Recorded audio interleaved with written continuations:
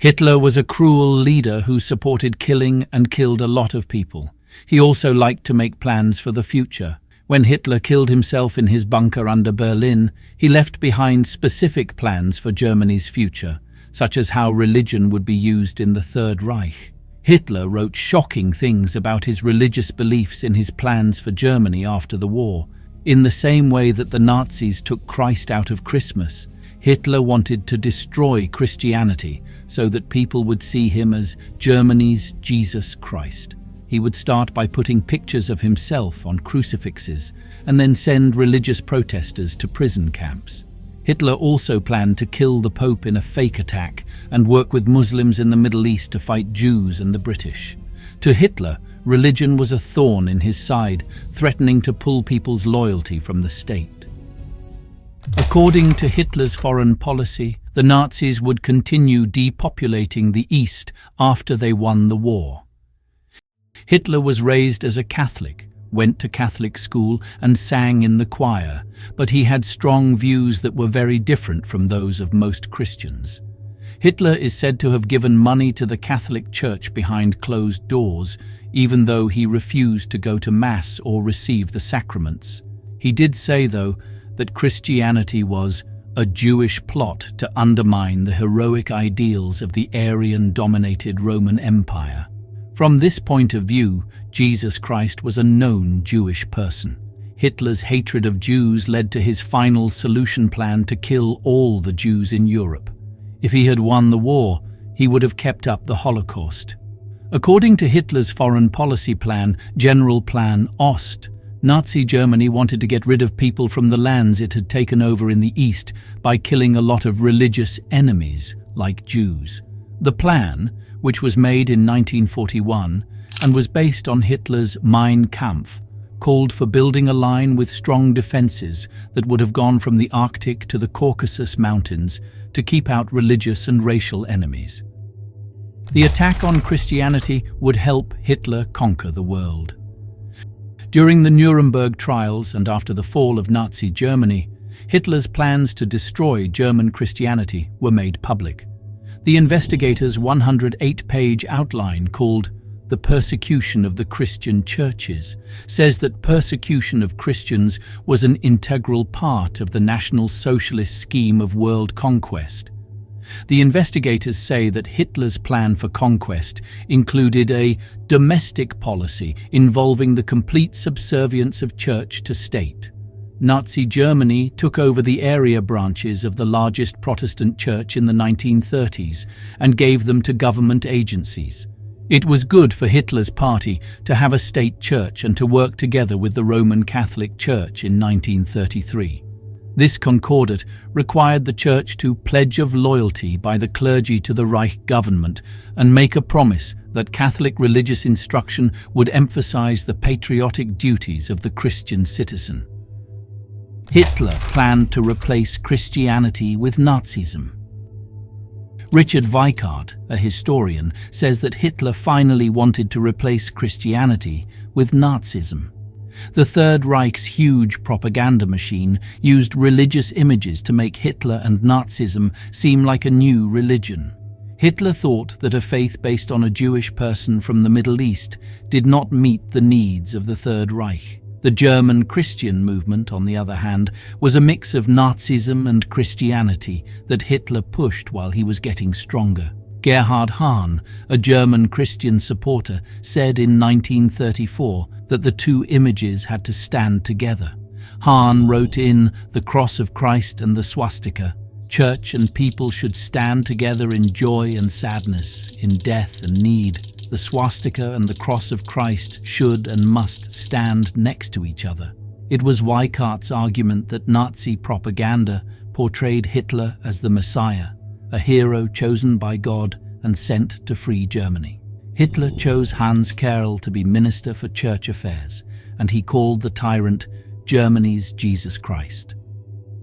As an initial step, Hitler replaced crucifixes in Catholic schools with his portrait. Hitler wanted faith groups to be loyal to him. Hitler sent most of the Jehovah's Witnesses to detention camps because they wouldn't do the Nazi salute. He also threatened to shame the Catholics who were against him. He told Catholic schools to get rid of their crucifixes and put up pictures of himself instead. It was said by a Catholic vicar, "Every attack on the crucifix, the symbol of our salvation, is an attack on Christianity." Hitler didn't listen to organized religions that didn't agree with him. He thought that anyone who opposed his plan was traitorous. So, when Catholics in Oldenburg and East Prussia complained in 1936 and 1937, Hitler said that all schools would be turned into German community schools, which meant that religious education would no longer be taught. The tyrant told them to put up portraits of himself instead of pictures of Martin Luther, a German hero and leader of the Reformation. Because of these rules, Protestants had no choice but to worship Hitler. Hitler's actions split the faithful into two categories, followers and enemies. To stay out of jail, religious leaders had to agree with Hitler's plans. Priests who prayed for Jews were arrested by the Nazis and sent to death camps. Hitler asked the Catholic Church to promise to be loyal when he signed a deal with them in 1933. The religious people were split into followers and enemies because of what Hitler did. And some people, like the so-called brown priests who spread Nazi propaganda, decided to support Hitler. People who spoke out against the Nazis were put in the priest block at Dachau. In 1941, Hitler's private secretary Martin Bormann issued a secret decree to destroy the churches. He wrote, "More and more the people must be separated from the churches and their organs, the pastors. Just as the deleterious influences of astrologers, seers, and other fakers are eliminated and suppressed by the state, so must the possibility of church influence also be totally removed."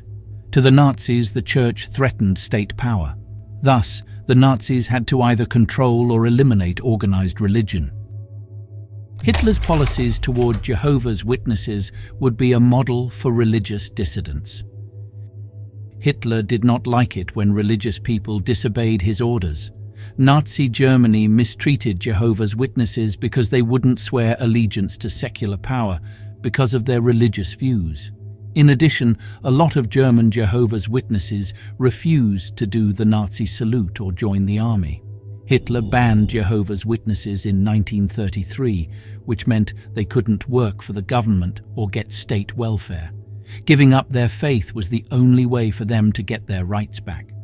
By 1938, the Nazis had locked up thousands of Jehovah's Witnesses and made them wear a purple triangle to show what crime they were guilty of.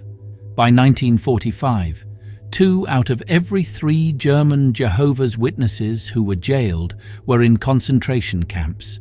On the grounds that they were disloyal, Hitler's constant persecution of Jehovah's Witnesses was probably a model for how a successful Nazi Germany would have dealt with religious dissidents across Europe. According to testimony, Hitler plotted to kidnap and kill the Pope. The Allies drove the Nazis out of Rome in 1944. According to evidence released in 2005, Hitler told the SS to carry out a sneaky plan, kidnapping the Pope. He did this because he knew that they were going to lose. Hitler saw Pope Pius XII as a threat, even though he was criticized for not doing more to stop the Holocaust. Hitler told Karl Wolff, who was in charge of the SS in Italy, to take over the Vatican and protect the archives and the art treasures which are of great value and transfer the Pope so that they do not fall into the hands of the Allies and have an effect on politics. Hitler also thought about a plan in which the Nazis would take the Pope and stage an escape attempt. When the Pope failed, the Nazis would shoot him to make his death look like a fair execution. Wolff was able to talk Hitler out of this plan by saying it wouldn't be worth the trouble. As author Robert Katz puts it, the results might make the 10 plagues that rained down on the Pharaoh of Jewish slavery in Egypt look like confetti. The Nazis created a complete plan to recruit and ally with Muslim soldiers. At the height of World War II in 1941 in North Africa, Hitler's advisors pushed for a strategic partnership with Islam in order to win the war. In November 1941, German Ambassador Eberhard von Storer said that the Muslim world would back Germany's fight against Britain because Britain was seen as the suppressor of wide-reaching Islamic areas. He said that Nazi ideas were similar to Islamic ones and that Hitler was in a very high position because of his fight against Judaism. He also wanted to work together more with Muslims. In 1942, he said, "A religion must speak a man's language," and he praised Islam as a religion for soldiers. He told Muslim troops that Allah sent Hitler to get rid of all Jews in the world in 1944 to get them to fight for the Nazis. Hitler thought that the partnership was good for both sides because it ended imperial rule in the Middle East and gave Europe to the Nazis. In the end, Hitler lamented the failure of a bold policy of friendship toward Islam. During his last days, Hitler thought about the mistakes he had made while he was locked up in a bunker in 1945. How did the Third Reich fall? Hitler said that his failed plan to work with the Muslim world was one of his biggest mistakes. Hitler raged. All Islam vibrated at the news of our victories because he was sure that Muslims would soon rise up against him. Just think what we could have done to help them, even to incite them, as would have been both our duty and our interest. We hope you liked this video. Watch another video here.